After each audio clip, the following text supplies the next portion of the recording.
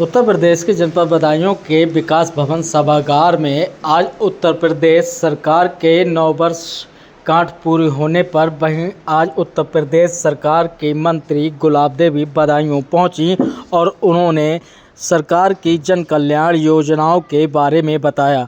वहीं जिस तरीके से गैस की किल्लत खाड़ी देशों में युद्ध के चलते हुई है, इसी को लेकर वहीं सवाल पूछा गया, तब उन्होंने बताया कि कहीं भी गैस की दिक्कत नहीं है, ये सभी लोग सरकार को बदनाम करने का प्रयास कर रहे हैं। जो हमारे 9 वर्ष पूरे हो रहे हैं उसमें प्रत्येक जिले वार आंकड़े दिए गए हैं।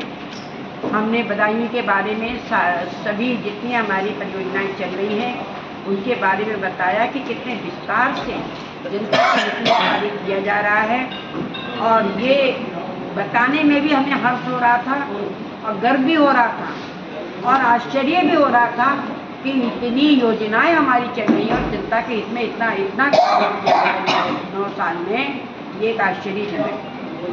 अभी आज से जो है मूल्यांकन बोर्ड परीक्षा में आप माध्यमिक शिक्षा मंत्री हैं। जी जी जी। तो किस तरीके से परीक्षाओं का कोई त्रुटि न हो, तो क्या व्यवस्थाएं की गई हैं?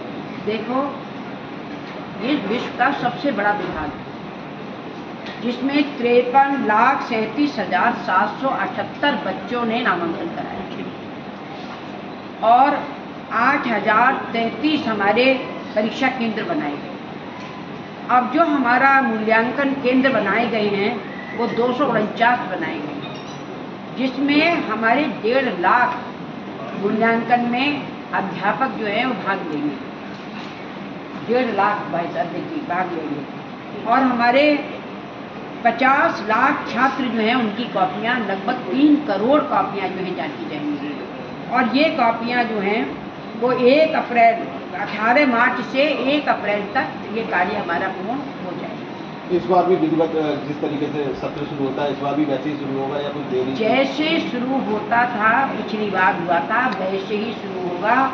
CCTV कैमरों के बीच में शुरू होगा और हर जगह पूर्ण रूप से निगरानी रखी जाएगी और बिना किसी टेंशन के होगा, कोई तनाव नहीं होगा ना हमारे मूल्यांकन करने वालों पर, और बच्चों का बहुत अच्छा रिजल्ट आएगा जिस तरह की सरकार ने हमारी व्यवस्था की।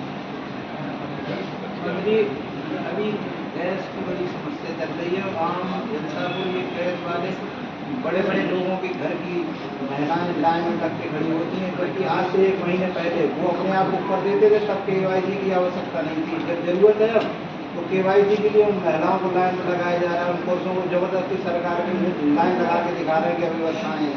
तो ये इस तरीके की कोई व्यवस्था नहीं। आज से 1 महीने पहले KYC की आवश्यकता नहीं थी, अब सबको KYC की आवश्यकता है। देखिए, मैं आपको बता दूं, गैस की कोई कमी नहीं है, लेकिन जो लोग ब्लैकमेल कर रहे हैं जनता के लिए और गैस के सिलेंडरों का स्टोर कर रहे हैं, ऐसे लोगों के खिलाफ हमारी सरकार कार्रवाई कर रही है और उनको जेल भेज रही है। जहाँ कहीं भी अनियमितता की शिकायत आएगी वहाँ उनके खिलाफ कार्रवाई की जाएगी। गैस की कमी नहीं है, लेकिन ये जो डीलर हैं जी ये नहीं, हाँ, ये अगर ये मनमानी करेंगे तो इनके खिलाफ भी कार्रवाई की जाएगी। लाइनें लग रही है, इनकी गलती से लग रही है, जनता की गलती से नहीं, इनके खिलाफ कार्रवाई की जाएगी। जहाँ की अनियमितताएं हमें मिलेंगी उनके खिलाफ कार्रवाई। CMO कार्यालय में सीवेज के पोर्टल पर पुष्पेंद्र कुमार जी तैनात हुआ करें, कई अनियमितताएं होने के बाद उसको हटाया। अब दोबारा से CMO सर ने उनको फिर से घोषित कर दिया है और बताते हैं यहाँ पे पॉलिटिकल प्रेशर है, इनको भी रखना है। ऐसा क्यों? किसी एक मंत्री का नाम भी सामने आ रहा है।